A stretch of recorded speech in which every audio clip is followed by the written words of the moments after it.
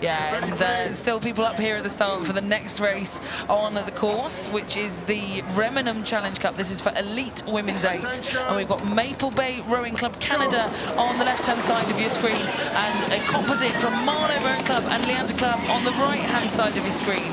Now, this is the Canadian national team here, racing on the left-hand side, and they mean business, Akil.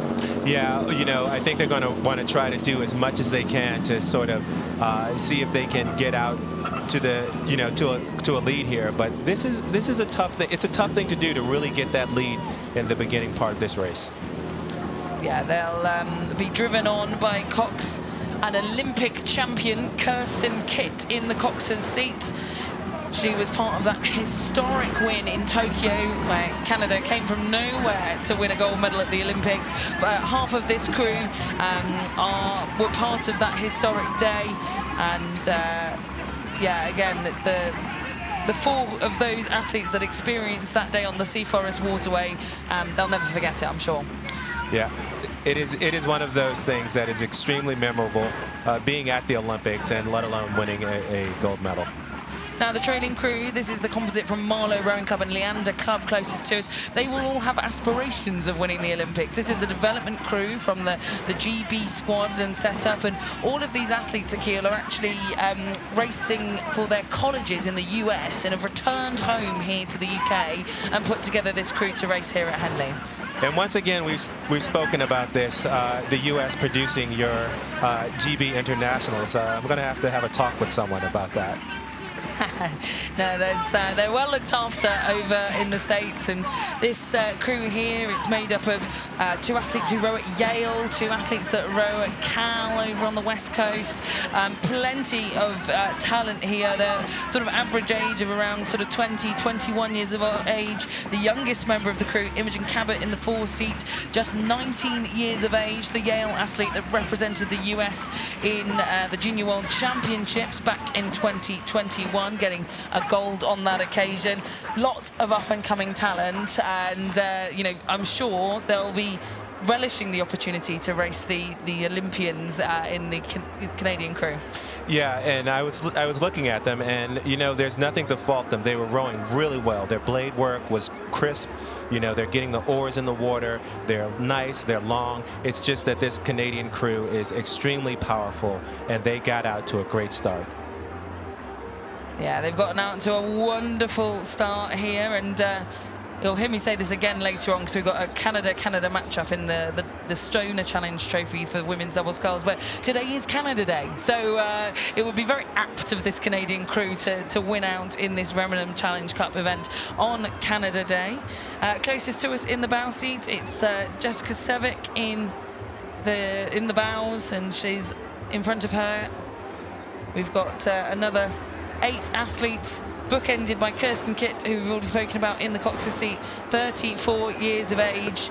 And she's the one who will be making the calls here to ensure that they get down this track nice and cleanly to race the British 8 in tomorrow's final. Yeah, and a lot of experience from Kitt.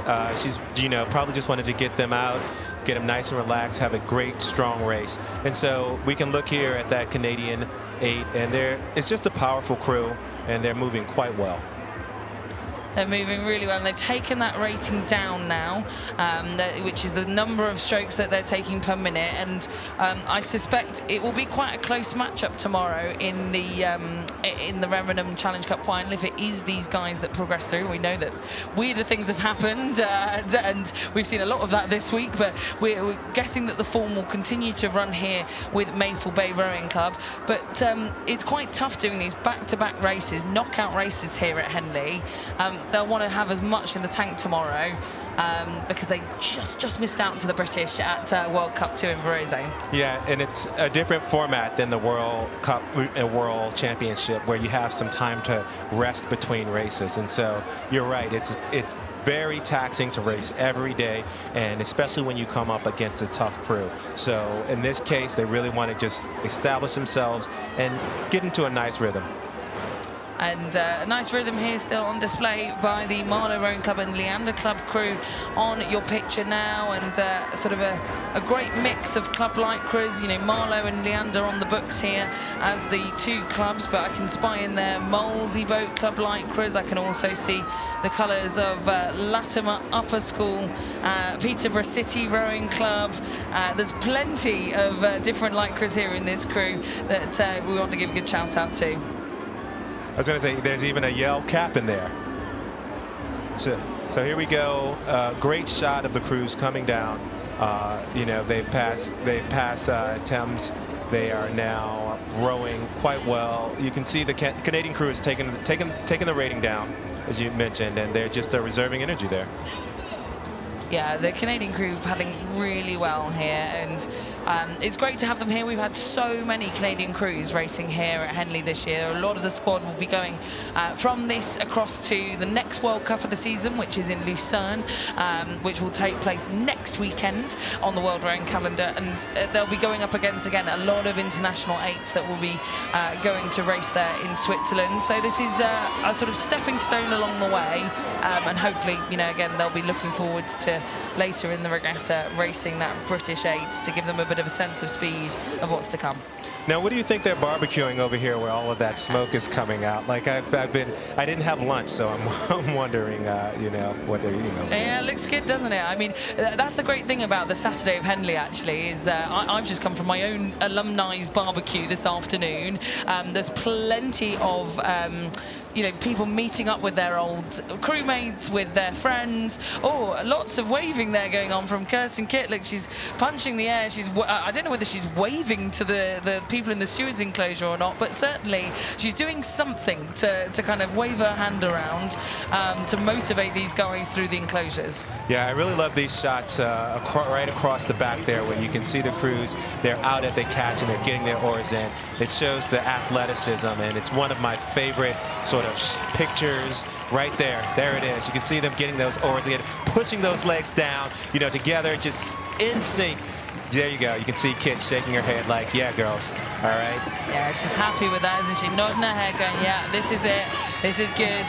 And in the colours of Maple Bay Rowing Club, in these special lycras that have been worn in memory of a fellow Maple Bay Rowing Club crew member that had passed away. It's certainly being done proud here on the Henley waters. Marlow Rowing Club and Leander Club certainly pushing them off the island, but no match up here for this crew that I'm sure we'll see much more of on the run into Paris 2024. So I'm going to say thank you to Akil for a great evening shift on the semi-finals day here at Henley Royal Regatta.